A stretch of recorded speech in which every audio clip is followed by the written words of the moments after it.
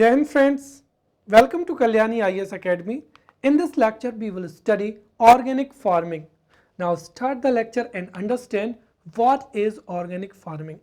See, the organic farming is a method of agriculture in which harmful chemical fertilizers or harmful chemical pesticides or weedicides are either not used or used in minimum quantity.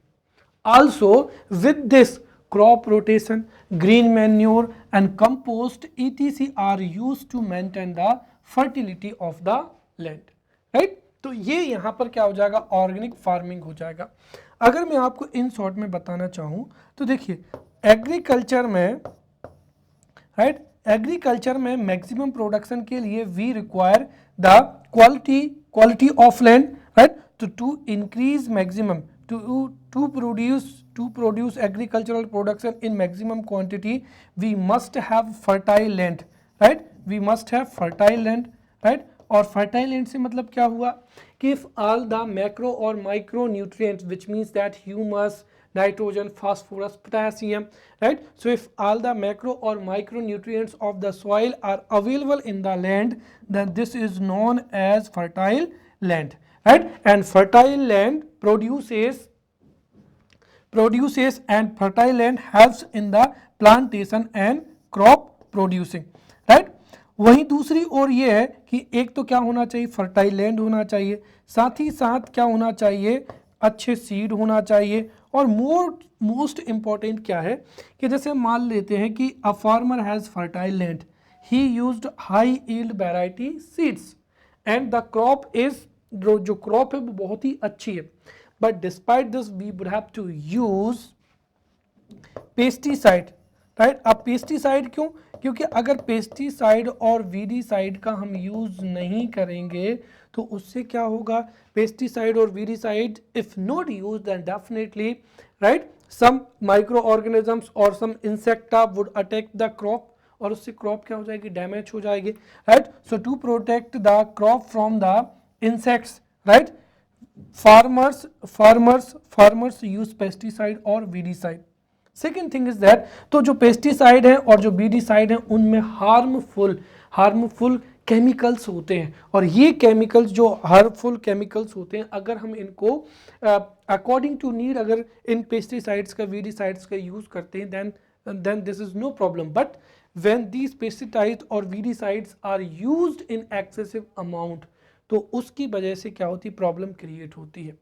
दूसरी चीज ये है कि at the present time जो farming है, right, या agriculture है, agriculture में फार्मर्स को उतना ज़्यादा इनकम नहीं होती है, इसीलिए farmers tend to produce more and more farmers use excessive amount of harmful chemical fertilisers, चाहे वो पोटेशियम बेस्ड फर्टिलाइजर्स हों या नाइट्रोजन बेस्ड यूरिया हो जाएगा. और साथ ही साथ हर एक समय, right, within the gap of 10 to 15 days, right, excess amount of fertilisers are used. अब देखिए जो पेस्टिसाइड्स हैं, वीडीसाइड्स हैं या जो फर्टिलाइजर्स हैं उनमें एक्सेसिव अमाउंट, इनका एक तो एक्सेसिव अमाउंट में यूज़ किया जाता है. सेकेंड थिंग इज दैट कि इनमें हार्मफुल केमिकल सब्सटेंसेस होते हैं, राइट, जो कि इजीली बायोडिग्रेड नहीं हो पाते हैं. इसीलिए जब excessive amount of in harmful chemicals का या पेस्टिसाइड्स का या वीडीसाइड्स का यूज़ किया जाता है तो उसकी वजह से there is a soil pollution as well as ground water क्या होता है, पॉल्यूट होता है. और जब उसी सॉइल में हम कोई भी क्रॉप को प्रोड्यूस करते हैं तो उसकी वजह से जो हार्मफुल केमिकल्स होते हैं जो कि बायोडिग्रेड नहीं हो पाते हैं, they enter to our food chain, right. और जब ये हमारी फूड चेन में एंटर करते हैं और हम इसी कंटामिनेटेड फूड को कंज्यूम करते हैं, so this create lot of diseases, right. For an example threatening disease cancer, right. तो यदि आप कंटामिनेटेड फूड्स को, क्रॉप्स को कंज्यूम करेंगे तो आपको लाइफ थ्रेटनिंग जो डिसीजेज हैं वो हो सकती हैं.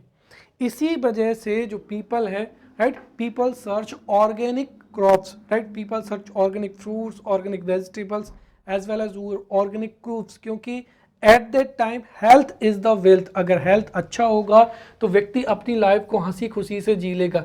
इसीलिए पीपल टेंड टू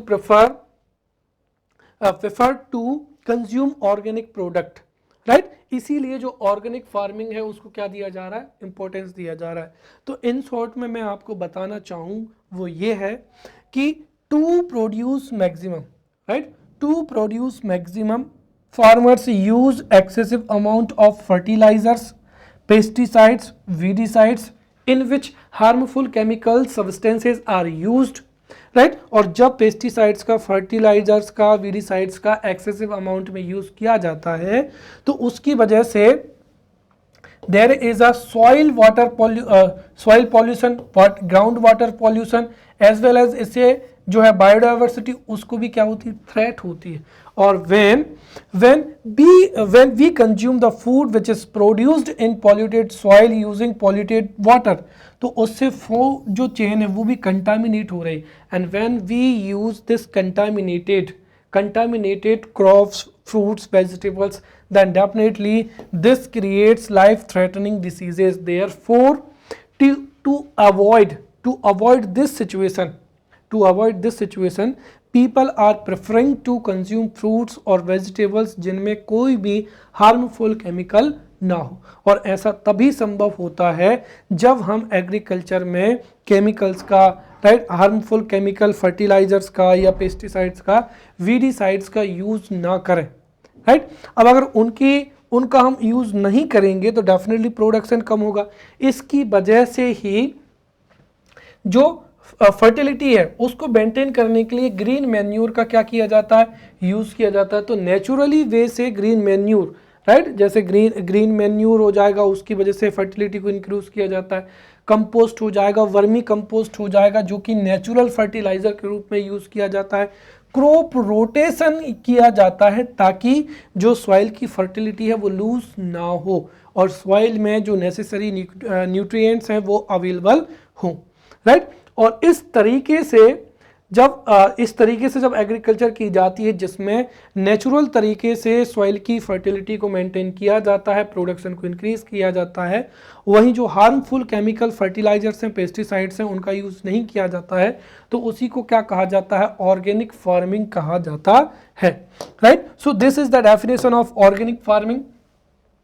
यदि एग्जाम में पूछी जाती है तो हम ये डेफिनेशन को अच्छे से लिख देंगे। अच्छा, एक चीज़ और है कि students contacted me and asked कि सर कई बार क्या होता है डेफिनेशन बहुत ज़्यादा होती है, so is there possibility that ये क्वेश्चन अगर 3 मार्कर में पूछा जाए and if you write this answer then definitely you will take 30 to 40 at approximately 20 to 30, जो कि वर्ड लिमिट से क्या है ज़्यादा। तो आप हमेशा ध्यान रखना कि अगर कोई डेफिनेशन है और वो अगर कोई डेफिनेशन है और उस डेफिनेशन को आपको एक्सप्लेन करने के लिए, उस डेफिनेशन को लिखने के लिए अगर आपको 20 वर्ड्स भी यूज़ करने पड़ रहे हैं तो वो वर्ड लिमिट में काउंट की जाएगी, क्योंकि on the basis of nature of question, right, you need to maintain the word limit. अगर डेफिनेशन ही 20 वर्ड्स में आ रही then don't worry about that, right. तो यहाँ पर ऑर्गेनिक फार्मिंग में ये दोनों चीज़ें आने, किसका यूज़ नहीं करना है, किसका यूज़ करना है, you have to clearly mention. और यदि 11 मार्कर में या 5 मार्कर में हम आंसर लिख रहे हैं तो इंट्रोडक्शन में तो इसका यूज़ कर सकते हैं। तो what is organic farming? See the organic farming is method of agriculture in which harmful chemical fertilisers, harmful chemical pesticides and weedicides are not used, and instead of maintaining the soil fertility, crop rotation, green manure, compost और vermi compost are used, उसे ही क्या कहा जाता है, organic farming कहा जाता है, right. Also according to food standard and safety authority of India, फसाई एक अच्छा इंस्टीट्यूट है इंडिया का, उसके अनुसार क्या है, organic farming, right, organic farming is a system of farm design, right? So according to FCI, organic farming is a system of farm design and management to create an ecosystem of agricultural production without the use of synthetic external input। और इसमें synthetic external input का मतलब ही क्या हुआ, harmful chemical fertilizers, pesticides, बीडिसाइड्स और कोई दूसरा component भी हो सकता है such as chemical fertilizers, pesticides, weedicides and synthetic hormones, right, और genetically modified organism। तो इसमें GM crops भी आ जाती हैं। This is the definition of food FSS। तो दोनों definition similar हैं, right? So according to FSS AI, organic farming is a system of farm design and management to create an ecosystem of agricultural production without the use of synthetic external input जैसे fertilizers, pesticides and synthetic hormones और genetically modified organs, ताकि जो भी food हम consume कर रहे हैं, right, उसमें हार्मफुल केमिकल सब्सटेंसेस ना हो और हमारा हेल्थ क्या हो, अच्छा हो, right. Now we will study organic culture why. या हम सीधा कह सकते हैं कि वाई जैसे ये जो क्वेश्चन है ये बहुत टाइप से पूछा जा सकता है और मोस्ट इंपॉर्टेंट है। जैसे क्वेश्चन पूछा जा सकता है कि why is the government promoting organic agriculture, first question. या पूछा जा सकता है कि why is organic agriculture is better than industrial और मॉडर्न एग्रीकल्चर। ये पूछा जा सकता है कि how is organic culture, right, how is the organic culture need of the day, right. या फिर और भी क्वेश्चन पूछे जा सकते हैं, what is the why the farmers are thinking of organic agriculture। तो ये सब जो क्वेश्चंस हैं, ये क्वेश्चंस जो हैं 5 मार्कर में पूछे जा सकते हैं। तो इसको हम रैशनल तरीके से पूरा समझेंगे, राइट। तो कुल मिलाकर क्वेश्चन कई प्रकार से पूछा जा सकता है कि ऑर्गेनिक कल्चर जो ऑर्गेनिक फार्मिंग है या ऑर्गेनिक एग्रीकल्चर है, ऑर्गेनिक फार्मिंग या ऑर्गेनिक एग्रीकल्चर की स्टार्ट या ऑर्गेनिक फार्मिंग या ऑर्गेनिक एग्रीकल्चर क्यों प्रारंभ हुई है, राइट। इसके ऑर्गेनिक एग्रीकल्चर को प्रमोशन के क्या कारण हैं, या ऑर्गेनिक फार्मिंग है उसको लोग क्यों प्रेफर कर रहे हैं, राइट। उन सबको हम यहाँ पर डिटेल से समझेंगे और क्रिमिनोलॉजी तरीके से समझेंगे, ठीक है। या इसका उत्तर भी यही होगा कि why is the government promoting organic farming और ऑर्गेनिक एग्रीकल्चर। देखिए इसको हम जो है समझेंगे यहाँ पर। सी इंडिया इज अ राइट जो है India is a farming land, right. और इंडिया में जो मैक्सिमम फार्मर्स हैं वो क्या करते हैं, एग्रीकल्चरल करते हैं, right. So agriculture in India more than 70 right, in India more than 70 to 80% are engaged in agriculture। Therefore agriculture is the backbone of Indian economy because in one hand agriculture agriculture जो है ये backbone मानी जाती है, क्योंकि एक और agriculture जो है अपना जीडीपी में अपना शेयर देती है, तो वहीं दूसरी ओर एग्रीकल्चरल या Indian agriculture provides raw material for industries as well as right services for the third sector. तो एग्रीकल्चर जो है इंडिया की बैकबोन है और more than 70% population of India is directly और इनडायरेक्टली डिपेंड ऑन एग्रीकल्चर। अब when we got independence in 1947, right, so when we got independence in 1947, at that time there was huge hunger, there was a huge poverty, and India was in a state that India did not have sufficient food granary to feed the population of India। Therefore in India, to meet these problems, right, or we can say that to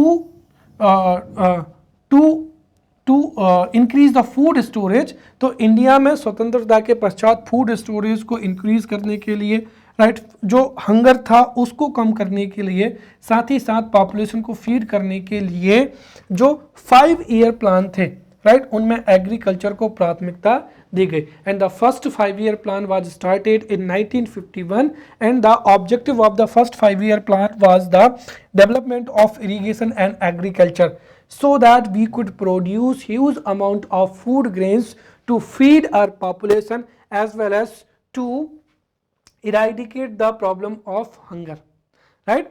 And when the first 5-year plan executed, we got the success. और साथ ही साथ India ने कुछ ही 10 to 15 years में India की जितनी भी पॉपुलेशन थी उसको फीड करने के लिए इनफ अमाउंट ऑफ जो फूड ग्रेन्स थे, राइट, उनको क्या कर लिया था, प्रोड्यूस कर लिया था. बट उसके बाद में फिर सिचुएशन बिगड़ी. क्यों? Right, due to war with China in 1962. तो चाइना इंडो सिनो वार हुआ 1962 में. Also war with Pakistan in 1965, right. And उसी के साथ ही तो 1962 में इंडिया के 1962 में चाइना के साथ में वार हुआ जिससे इकोनॉमिक लॉस हुआ. फिर अगेन 1965 में पाकिस्तान के साथ में वॉर हुआ जिससे और ज़्यादा इकोनॉमिक लॉस हुआ. और इस समय ही फेमाइन था जो कि बहुत ही ज़्यादा क्रिटिकल था, यह सीवियर था. So there was a severe famine of 1965 to 66. और इनकी वजह से अगेन वही सिचुएशन हो गई जो कि 1947 में थी. Which means that in 1965-66 India did not have enough food grains to feed the population, right? The hunger and poverty was increasing day by day. और साथ ही साथ इंडिया के कई जो सिटीजन थे वो बिकॉज ऑफ माल न्यूट्रिशन, उनको माल न्यूट्रिशन की वजह से उनकी जो है हेल्थ भी डिक्रीज हो रही थी, साथ ही साथ हंगर की वजह से कई लोगों की जान भी जा रही थी. Eight that time the biggest problem against the India was food storage, right. और उस समय पे जो हमारी द देन गवर्नमेंट थी उन्होंने इस प्रॉब्लम को टैकल करने के लिए हमारे देश के जो भी रिसोर्सेज थे, जो भी साइंटिस्ट थे, उनसे एडवाइस लेकर इंडिया में ग्रीन रिवॉल्यूशन क्या किया, स्टार्ट किया. अब ग्रीन रिवॉल्यूशन क्या है कि there was a huge economic shortage in 1965 and 66 and there was a severe condition of hunger. Therefore Indian government ने जो फॉरेन कंट्रीज थी, Indian government purchased high yield variety seeds from the foreign countries, right, and developed countries, and these seeds were provided to farmers of India. So Indian government purchased machinery, high yield variety seeds as well as other equipments from foreign countries, and these were provided to farmers of India so that the agricultural production could be increased. और इसमें हम successful भी रहे, right. इस तरीके से जैसे ही green revolution क्या हुआ, स्टार्ट हुआ, तो ग्रीन रेवोल्यूशन के स्टार्ट होने के साथ ही इंडिया में high yield variety seeds were used. Also chemical fertilizers and chemical pesticides were introduced to India to increase the production. And because of the use of chemical fertilizers, chemical pesticides, high yield variety seeds, right, और साथ ही साथ कुछ और artificial methods थी जैसे irrigation की, उनकी वजह से इंडिया में एग्रीकल्चरल प्रोडक्शन इंक्रीज हुआ. And because of this we were in 1980s, right, till 1980s to 90 तक we had enough food grains to feed our population. और हमारे साथ में जो फूड ग्रेन्स था वो सरप्लस में भी आ गया था. बट इसी प्रोसेस में ये गलती हो गई, और वो गलती ये हो गई कि government was promoting green revolution, right. और इसी जो government was busy in promoting green revolution, और फार्मर्स भी जो थे केमिकल फर्टिलाइजर्स को, पेस्टिसाइड्स को, हाई यील्ड वैरायटी सीड्स को जो है एक्सेस अमाउंट ऑफ उनका क्या कर रहे थे, यूज कर रहे थे.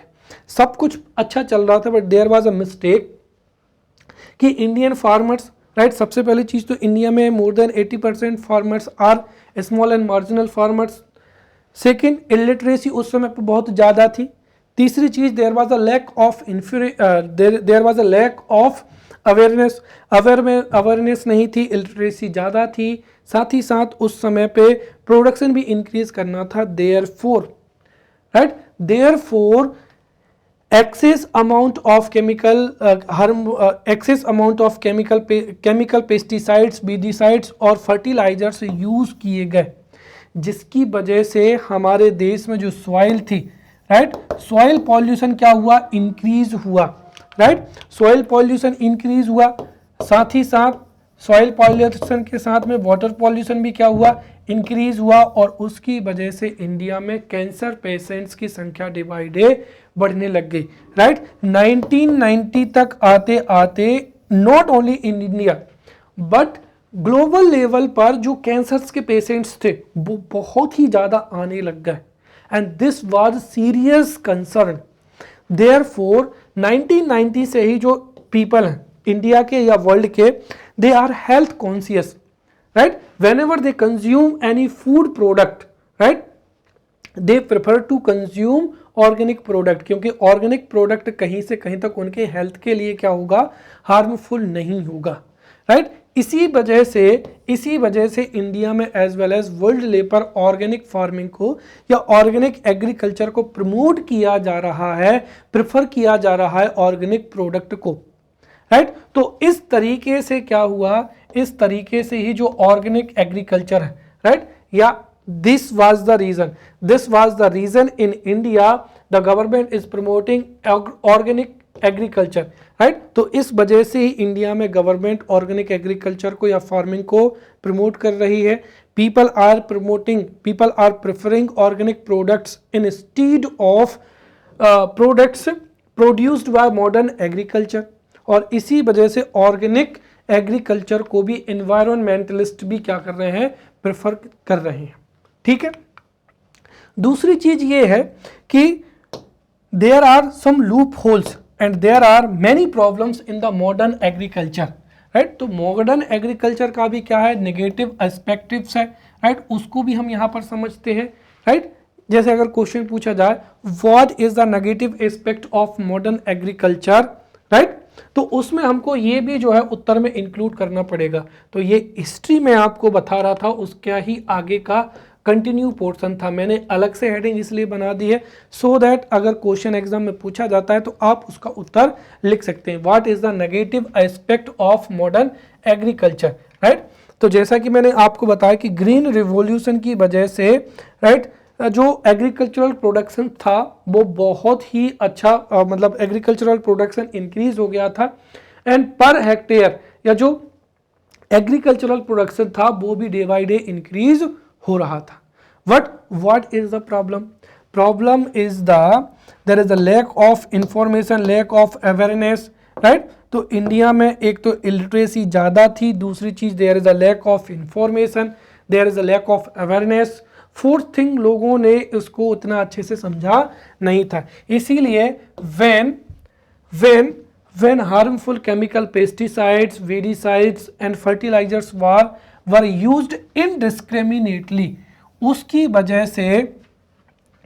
वजह से न्यू चैलेंजेस जो है निकल कर आए, राइट। और वो चैलेंजेस क्या थे, right, when harmful pesticides, chemicals were used, right, तो जो हार्मफुल केमिकल्स थे, राइट, जब एक्सेसिव अमाउंट ऑफ फर्टिलाइजर्स का, पेस्टिसाइड्स का, वीडिसाइड्स का यूज हुआ तो उसकी वजह से जो सर्टेन हार्मफुल केमिकल्स थे, राइट, वो किस में एंटर कर गए, सॉइल में और वाटर में, और इसी की वजह से सॉइल पॉल्यूशन हुआ, सॉइल पॉल्यूशन के साथ में ग्राउंड वाटर पॉल्यूशन हुआ, और जब इसी पॉल्यूटेड सॉइल में और इसी पॉल्यूटेड ग्राउंड वाटर के साथ में जब एग्रीकल्चरल प्रोडक्शन जारी रहा तो इसी की वजह से हमारी फूड चेन भी क्या हो गई, कंटामिनेटेड हो गई। इस फूड चेन के कंटामिनेटेड होने की वजह से ही, राइट, मैनी डिसीजेस, जैसे क्या हो जाएगा, कैंसर, मैनी डिसीजेस जो है इंक्रीज होने लग गए। जैसे अगर हम देखें तो पंजाब एवं हरियाणा में, right, you would find a cancer patient with in every family, right, और वो दिल्ली के लिए जो है ट्रीटमेंट के लिए दिल्ली जाती है तो there is a special cancer train. तो कुल मिलाकर ये है कि कई जगह पर कैंसर ने बहुत ज़्यादा क्या किया है, बहुत ज़्यादा स्प्रेड हुआ है because of contaminated water as well as soil, right. तो इसकी वजह से कई डिसीजेज फैली हैं और उसी की वजह से सीरियस डिसीजेज जैसे कैंसर हैं, राइट, वो बहुत ज़्यादा निकल कर आ रही है, और इसी की वजह से 1990 से ही जो लोग हैं वो हेल्थ कॉन्शियस हो चुके हैं, ताकि उनकी बॉडी में कोई भी हार्मफुल जो केमिकल्स है वो एंटर ना करे। अब अगर लोग चाहते हैं कि वो जो भी कंज्यूम कर रहे हैं, चाहे फ्रूट हो, वेजिटेबल हो या फूड ग्रेन्स हो, उसमें हार्मफुल केमिकल ना हो, ऐसा तभी हो सकता है जब farmers instead of using harmful pesticides, fertilizers and weedicides consisting of harmful chemicals, उनकी जगह पर जो नेचुरल मैन्योर है या काउडोंग है या फिर जो बर्मी कंपोस्ट है, इनका क्या है, यूज किया जाना चाहिए, राइट। तो इसी तरीके से जो ऑर्गेनिक फार्मिंग है उसको प्रायोरिटी दी जा रही है, और ऑर्गेनिक जो फार्मिंग है उसको, जो ऑर्गेनिक फार्मिंग है और या ऑर्गेनिक प्रोडक्ट है, उनकी डिमांड भी इंक्रीज होती जा रही है, राइट। अब आपको समझ में आ गया होगा कि ऑर्गेनिक फार्मिंग क्या होती है। Organic farming is the method of agriculture जिसमें हार्मफुल जो केमिकल फर्टिलाइजर्स हैं, बीडिसाइड्स हैं, पेस्टिसाइड्स हैं, उनका यूज नहीं किया जाता है, and instead of this crop rotation, green manure, compost are used to maintain fertility of the land, right. अब हम यहाँ पर समझते हैं development of organic agriculture in India. ये 11 मार्कर में पूछा जा सकता है कि how the organic agricultural, right, improved in India, या ऑर्गेनिक एग्रीकल्चर का हिस्ट्री क्या है। तो ऑर्गेनिक एग्रीकल्चर का हिस्ट्री क्या है, या फिर ऑर्गेनिक एग्रीकल्चर का जो प्रोडक्शन है या ऑर्गेनिक एग्रीकल्चर कैसे डेवलप हुई है during the course of time, उसको हम समझते हैं।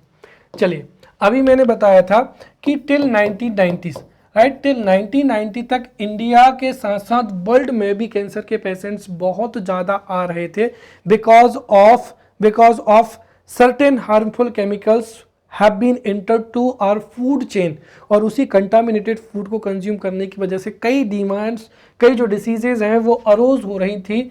इसकी वजह से 1990 से ही इंडिया तथा वर्ल्ड में जो ऑर्गेनिक प्रोडक्ट हैं उनकी डिमांड इंक्रीज होने लग गई थी। अब जो ऑर्गेनिक प्रोडक्ट हैं उनकी डिमांड को मीट करने के लिए, right, under national horticulture mission, right, in India under National Horticulture Mission in 2004-05, emphasis was laid on the presentation of plans for organic farming, right। तो इंडिया में जो ऑर्गेनिक प्रोडक्ट्स की डिमांड थी उसको मीट करने के लिए नेशनल हॉर्टिकल्चर मिशन स्टार्ट हुआ कब, 2004-05 में, और इस नेशनल हॉर्टिकल्चर मिशन में ऑर्गेनिक फार्मिंग को प्रमोट करने के लिए प्लान्स बनाए गए, राइट, और कुछ ऑब्जेक्टिव्स भी रखे गए, राइट। और इस नेशनल हॉर्टिकल्चर मिशन में क्या ऑब्जेक्टिव्स थे, to increase organic farming, organic villages have been created in Madhya Pradesh as well as in India. तो नेशनल हॉर्टिकल्चर मिशन 2004 एंड 5 के अंडर ही जो ऑर्गेनिक फार्मिंग है उसको प्रमोट करने के लिए ऑर्गेनिक विलेज जो है क्रिएट किए गए थे 2001 और 2 में, राइट। और दीज विलेज हैव बीन, उनको क्या नाम दिया गया था, ऑर्गेनिक विलेजेस नाम दिया गया था, जिनकी संख्या कितनी थी, 313 थी। फिर नेक्स्ट ईयर 2002 और 3 में, जो 2002 और 3 थी अर्थात सेकेंड ईयर में, तो फर्स्ट ईयर में अगर हम देखें तो 2001 और 2 में 313 विलेजेस को जो है ऑर्गेनिक विलेज के रूप में जो है डेवलप किया गया। सेकेंड ईयर में 2 विलेजेस ऑफ ईच ब्लॉक को टारगेट किया गया कि किसी भी ब्लॉक लेवल पर जो है 2 विलेजेस को ऑर्गेनिक विलेज के रूप में क्या किया जाएगा, डेवलप किया जाएगा, राइट। और इस तरीके से टोटल विलेजेस की संख्या हो गई 1565।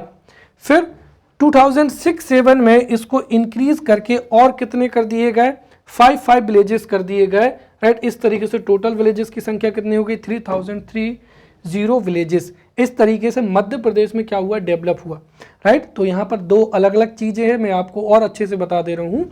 इंडिया में जो जितने भी ऑर्गेनिक प्रोडक्ट हैं उनकी डिमांड को मीट करने के लिए नेशनल हॉर्टिकल्चर मिशन 2004 एंड 5 में क्या हुआ था, स्टार्ट हुआ था, जिसमें ऑर्गेनिक फार्मिंग को प्रमोट दिया गया था, राइट।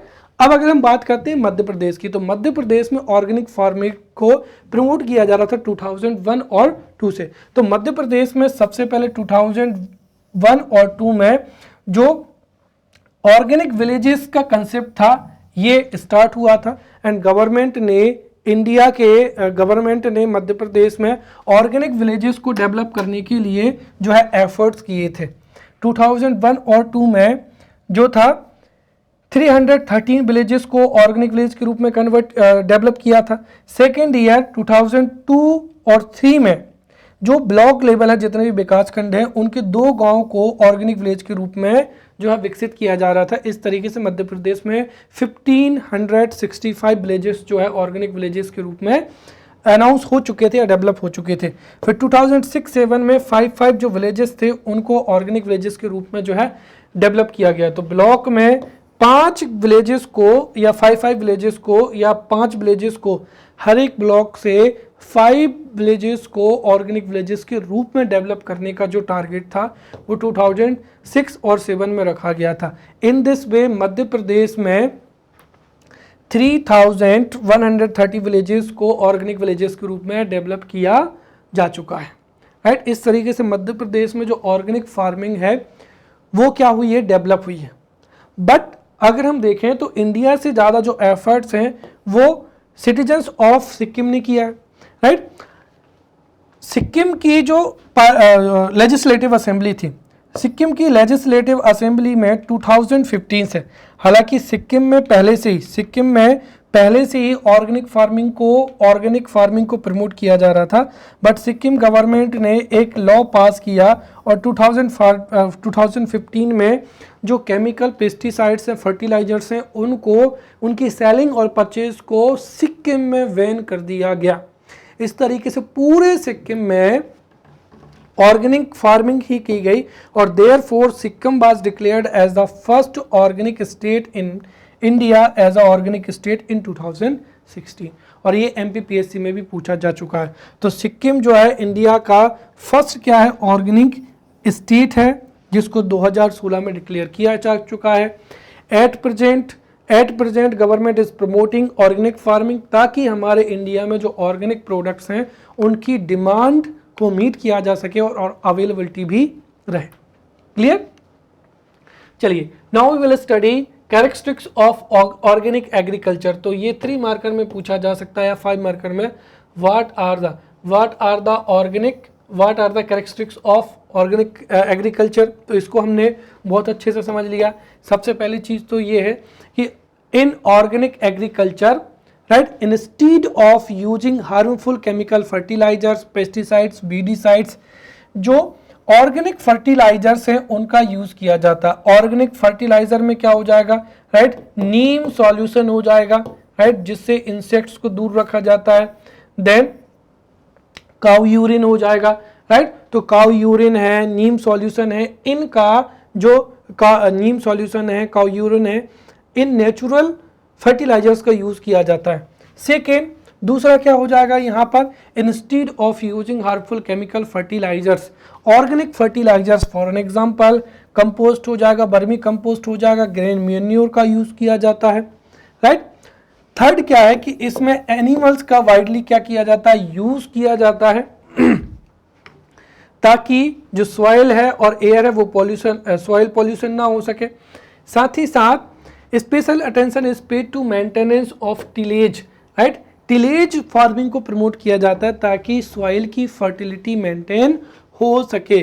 साथ ही साथ क्रॉप रोटेशन इज एम्फेसाइज्ड, क्योंकि अगर आप किसी लैंड होल्डिंग्स पर सिमिलरली जो एक ही क्रॉप को प्रोड्यूस करेंगे तो उस सॉइल में न्यूट्रिएंट्स की कमी हो जाएगी। बट आप बीट के बाद में अगर जो लेग्यूमिनियस, जो जितने भी लेग्यूमिनी क्रॉप्स हैं उनको प्रोड्यूस करेंगे तो उससे सॉइल की फर्टिलिटी इंक्रीज होगी।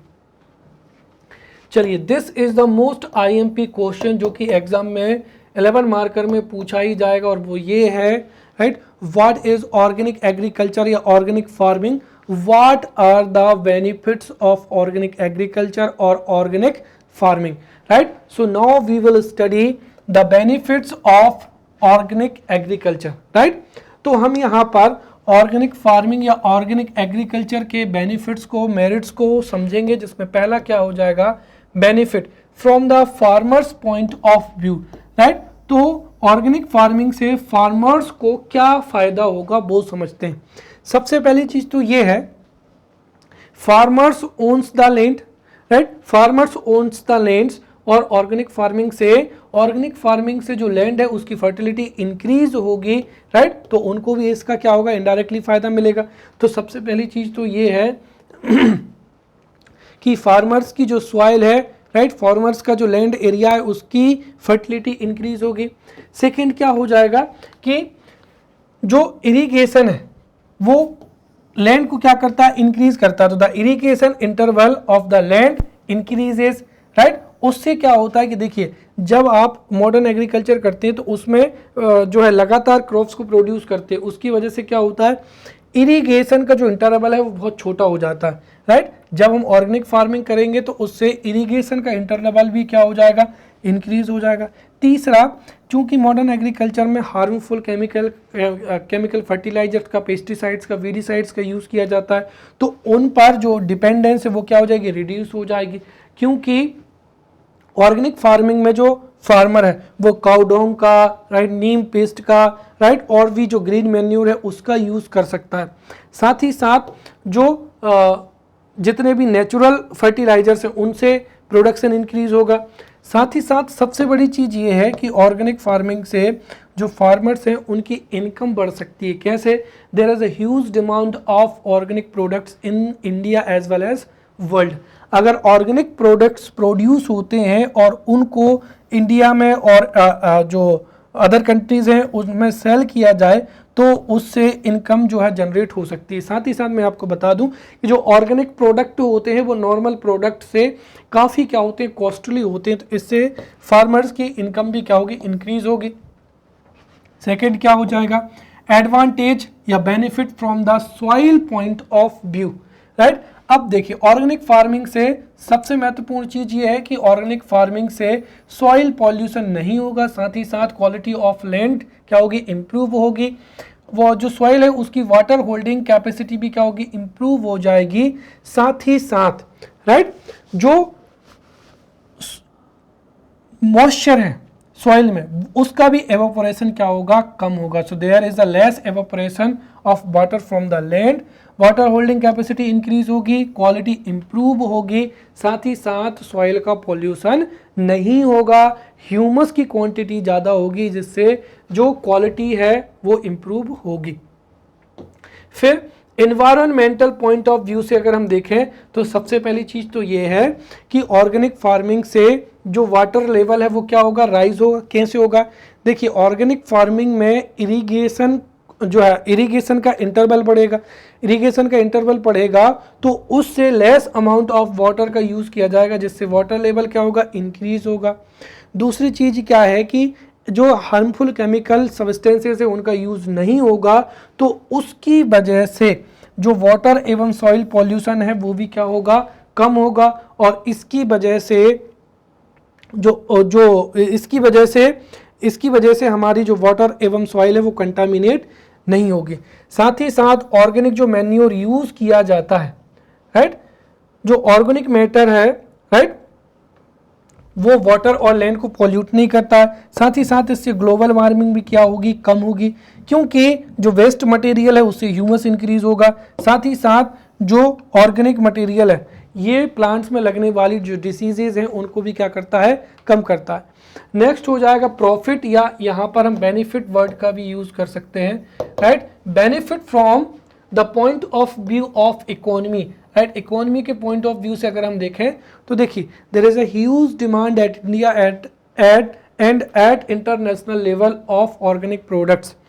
If India produces organic product, तो उन ऑर्गेनिक प्रोडक्ट को बेच करके we can increase our export, और एक्सपोर्ट बढ़ेगा तो सीधी सी बात है हमारा जो फॉरेन ट्रेड है वो भी इंप्रूव होगा।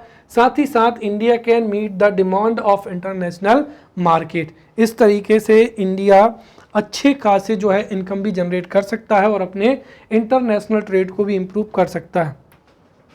कंज्यूमर्स के पॉइंट ऑफ व्यू से देखें तो benefit from the consumers point of view, तो सबसे पहली चीज तो ये है कि if consumers purchase organic product तो उनकी जो डिसीज थ्रेट है वो क्या हो जाएगी, रिड्यूस हो जाएगी, क्योंकि there are no side effects of organic product, इसी वजह से उनको कोई भी हार्मफुल डिसीजेज होने का खतरा नहीं रहेगा। साथ ही साथ ये है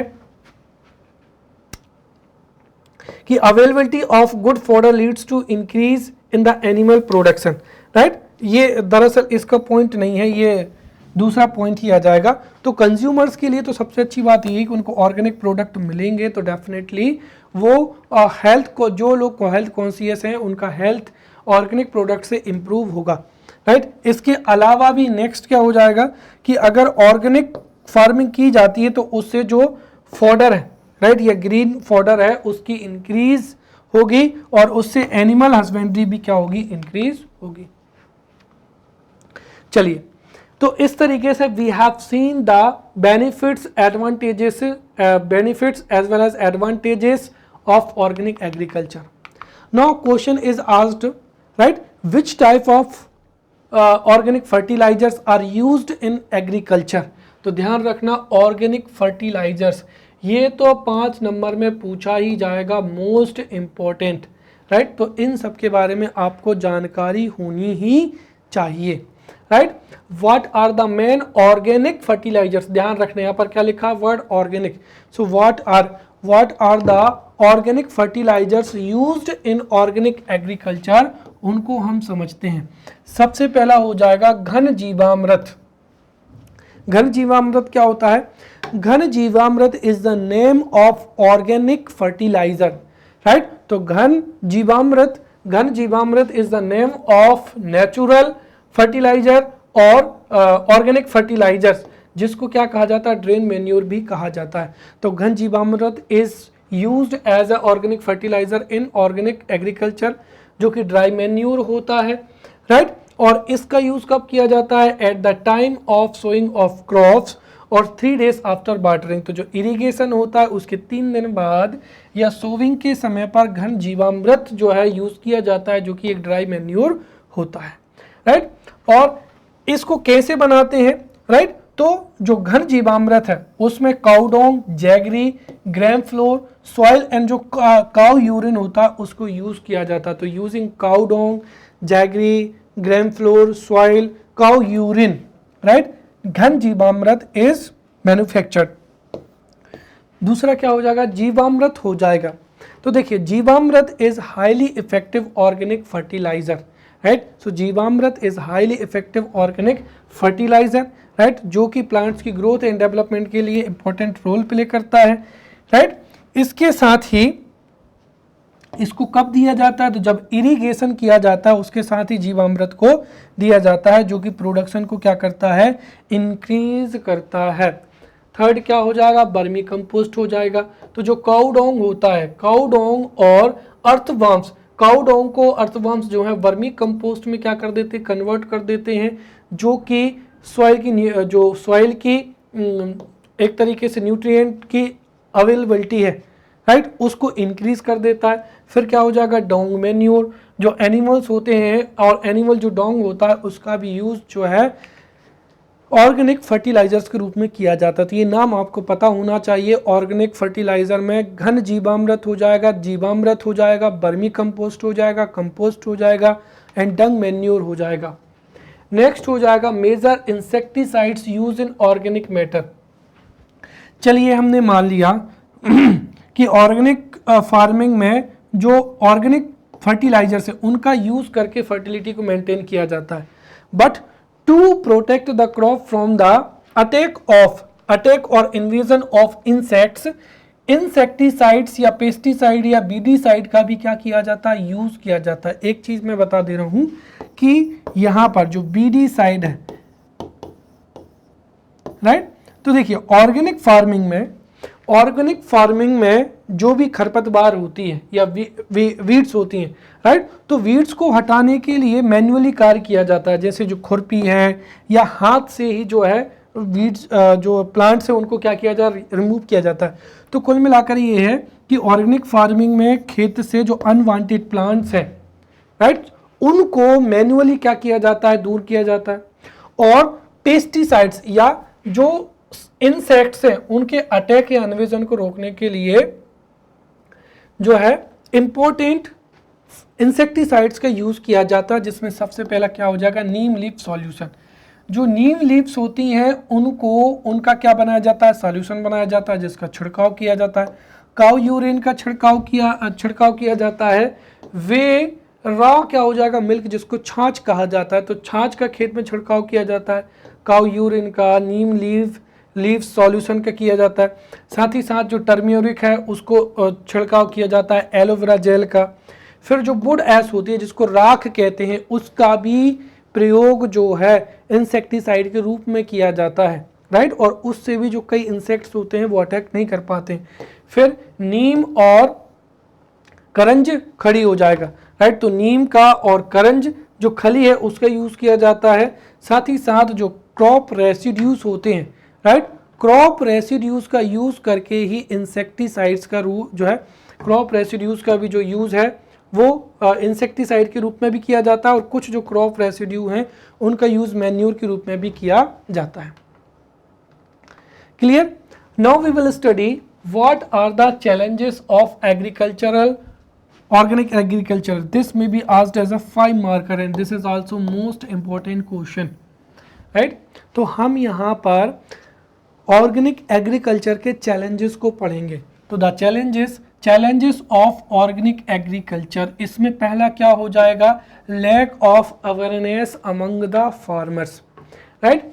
सबसे पहली चीज तो ये कि इंडिया में there is a in India there is a lack of awareness. Second thing is that there is a lack of illiteracy, right? तो जो farmers हैं उनमें लिटरेसी भी कम होती, साथ ही साथ जो है अवेयरनेस भी नहीं होती है। इस वजह से भी जो फार्मर्स हैं वो कन्वेंशनल तरीके से मॉडर्न एग्रीकल्चर करते रहते हैं और उनको ऑर्गेनिक प्रोडक्ट के बारे में, demand of the organic product की जानकारी नहीं होती है। So because of lack of demand of organic product, जो फार्मर्स हैं वो मोटिवेट ही नहीं होते ऑर्गेनिक फार्मिंग की ओर। दूसरा क्या हो जाएगा, अट्रैक्शन टुवर्ड इमीडिएट बेनिफिट्स हो जाएगा। देखिए, if you are producing organic product then definitely you would have to wait for benefit, right. क्योंकि इसमें जो ऑर्गेनिक प्रोडक्ट होते हैं उनका सेल और परचेस थोड़ा स्लो होता है, क्योंकि ये मार्केट अभी उतना इवॉल्व नहीं हुआ है, right. So because of the selling and purchasing of the organic product is very slow, right. जो फार्मर्स होते हैं वो तुरंत के तुरंत फसल को बेचने के लिए जो इमीडिएट जो भी बेनिफिट होते हैं उनकी वजह से जो है मॉडर्न एग्रीकल्चरल को प्रेफर करते हैं। साथ ही साथ there is a lack of seed and organic manure, जैसे नीम लीफ सॉल्यूशन हो जाएगा, जीवामृत हो जाएगा, घन अमृत हो जाएगा, राइट। ये सभी जो जितने भी ऑर्गेनिक मैन्योर हैं, पेस्टिसाइड हैं, इनकी भी क्या होती है, कमी होती है। As well as shortage of agricultural cold storage, जो जितने भी ऑर्गेनिक प्रोडक्ट होते हैं अगर उनका प्रोडक्शन हो भी जाए तो उनके लिए कोल्ड स्टोरेज नहीं है। इस वजह से अगर वो ख़राब हो जाएंगे तो जो फार्मर्स हैं उनको बहुत ही ज़्यादा घाटा होगा। There is lack of information about government schemes among farmer. Government organic farming को प्रमोट करने के लिए जो भी स्कीम्स ला रही है उसकी जानकारी नहीं है, right. Then there is delay in the disease control, right. Organic farming में जो नीम लीव्स हैं या काऊ यूरिन है या छाछ है उसके माध्यम से डिसीज़ कंट्रोल किया जाता है, जो कि कई बार बहुत ज़्यादा डिले हो जाता है। देयरफॉर जो इंसेक्ट्स हैं वो पूरी क्रॉप को डैमेज भी कर देते हैं, राइट। और इसके लिए मोर टाइम भी चाहिए। So these are the challenges of organic agriculture. और जब तक इनको ओवरकम नहीं किया जाएगा, राइट, ऑर्गेनिक एग्रीकल्चर को उतना ज़्यादा जो है ऑर्गेनिक कल्चर उतनी ज़्यादा डेवलप नहीं होगी या प्रेफर नहीं की जाएगी। Next, what are the way forward to organic farming, right. तो ऑर्गेनिक फार्मिंग में अभी तक जो ऑर्गेनिक फार्मिंग की जो है चैलेंजेस की देखी थी, तो हम we have understood the challenges of organic farming. Now what are the way forward to promote the farmers to do organic farming. तो मॉडर्न एग्रीकल्चर की जगह पर ऑर्गेनिक फार्मिंग की जाए, इसके क्या वे फॉरवर्ड है।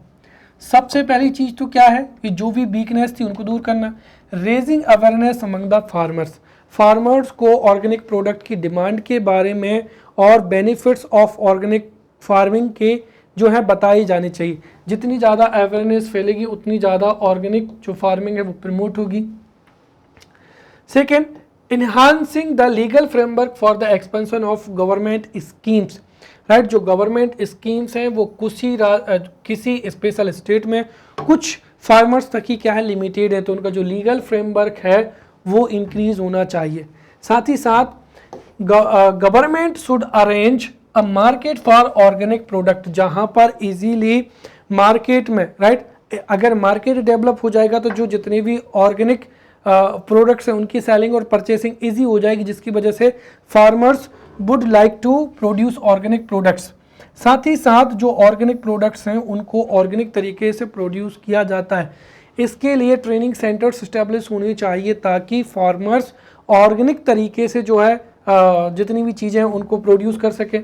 साथ ही साथ डेवलपिंग यूनिट्स इस्टेब्लिश करना चाहिए जो कि फर्टिलाइजर्स को प्रिपेयर कर सके। तो ऑर्गेनिक फार्मिंग के लिए जो जितनी भी डेवलपिंग यूनिट्स जो कि फर्टिलाइजर्स को प्रोड्यूस कर सकती हैं वो इस्टेब्लिश होनी चाहिए। साथ ही साथ रिसर्च सेंटर इस्टेब्लिश होनी चाहिए so that we could come to know how the problems of organic farming can be removed and how the production in organic farming can be increased. Therefore there must be emphasized on R&D, right? So this is the way forward to organic farming, right? So this is our last topic, which is the government initiatives for organic farming, right? And this may be asked as 11 marker question and 5 marker question. What is organic farming and what are the different government initiatives to promote organic farming, right? So now we will study government initiatives for organic farming, जिसमें से पहला क्या हो जाएगा, मध्य प्रदेश कृषि विकास योजना, right.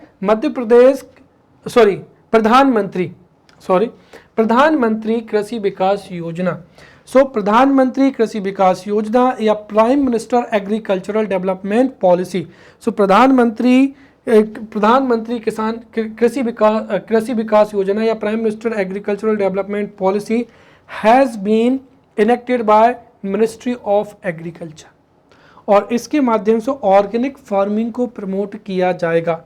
Under this scheme 50 to 60 farmer, right, a group of 50 to 60 farmers would be trend, उनको training दी जाएगी। साथ ही साथ इन 50-60 जो फार्मर हैं जिनको ट्रेनिंग दी जाएगी, if group of 50 to 60 farmer are ready to do organic farming, then उनको फाइनेंशियल असिस्टेंट भी दिया जाएगा। और ये कितना दिया जाएगा, 20,000 पर एकड़ टू ईच बेनिफिशरी, ताकि जो कुछ भी एक तरीके से प्रॉब्लम्स हैं उनको ओवरकम किया जा सके।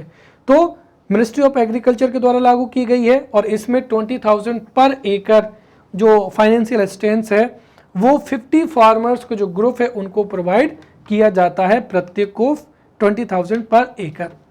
नेक्स्ट हो जाएगा पार्टिसिपेटरी गारंटी स्कीम या सहयोग योजना। अब देखिए, जो पार्टिसिपेटरी गारंटी स्कीम है या सहयोग योजना है, ये मिनिस्ट्री ऑफ एग्रीकल्चरल के द्वारा संचालित की जा रही है। और इस योजना के तहत अंडर दिस स्कीम जो मिनिस्ट्री ऑफ एग्रीकल्चर है, दिस सर्टिफाइड्स ऑर्गेनिक प्रोडक्ट। क्योंकि देखिए, जो व्यक्ति ऑर्गेनिक प्रोडक्ट को कंज्यूम कर रहा है, राइट, उसमें बिलीव होता है कि उसका हेल्थ थ्रेट नहीं होगी। बट अगर फार्मर्स को या जो कंज्यूमर्स है उनको पता ही ना चले कि which is the organic product and which is inorganic product, तो वो परचेस नहीं कर पाएगा। अगर गवर्नमेंट इसको सर्टिफाइड्स कर देती है तो जो फार्मर्स हैं उनको सेल करना इजी हो जाएगा, जो कंज्यूमर्स हैं उनको परचेस करना इजी हो जाएगा। देन क्या हो जाएगा, ऑर्गेनिक फार्मिंग पोर्टल।